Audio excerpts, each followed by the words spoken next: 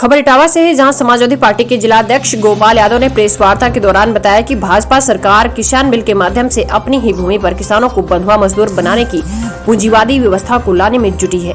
इसी बात को रैली, चौपालों आदि के जरिए ग्राम ग्राम में जाकर समाजवादी कार्यकर्ता किसानों को लगातार जागरूक कर रहे हैं। कल दिनांक 14/11/2020 को समाजवादी पार्टी के जिलाध्यक्ष गोपाल यादव अपने साथ समस्त कार्यकर्ताओं को लेकर इटावा कचहरी परिसर में किसान बिल के विरोध में धरना प्रदर्शन करेंगे। इटावा जनपद से विनय कश्यप की रिपोर्ट। देखिए, जब से इस देश में और प्रदेश में भारतीय जनता पार्टी की सरकार आई है, किसानों की बिल्कुल कमर टूट गई है। किसानों पर बहुत बड़ी आफत आ गई है।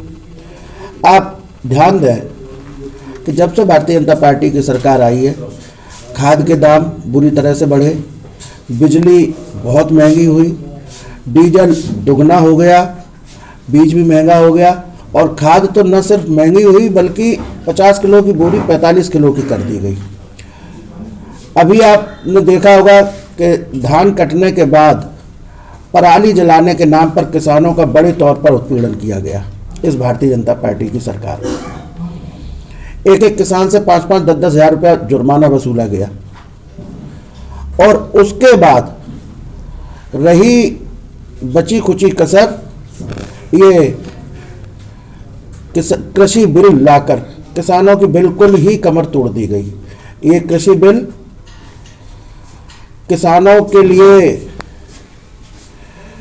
बहुत नुकसानदायक है, बल्कि ये कृषि बिल अगर अमल में आ गया तो आप देखेंगे कि कुछ ही समय में किसान अपनी ही जमीन पर बंधुआ मजदूर बनकर रह जाएगा और आड़तिया तो बिल्कुल समाप्त हो जाएंगे।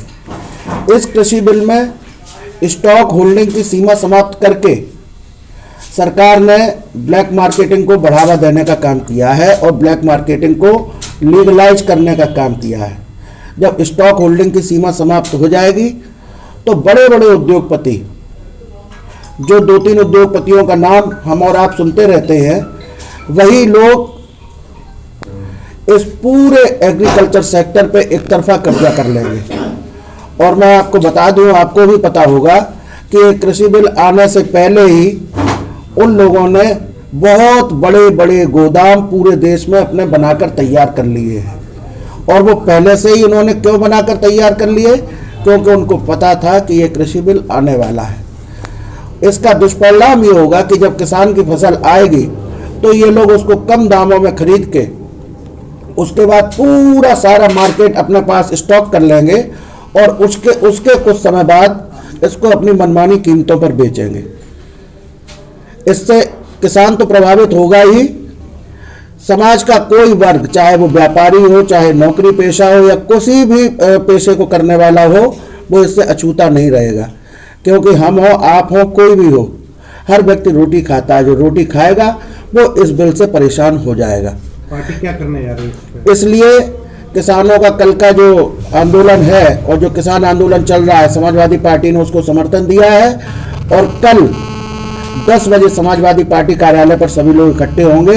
इसके बाद हम लोग कचहरी पर जाकर इस आंदोलन के समर्थन में धरना देंगे। आंदोलन में जिस तरह से वो भूख हड़ताल की बात कर रहे हैं और भी हम लोग उनके साथ बैठेंगे, उनका सहयोग करेंगे।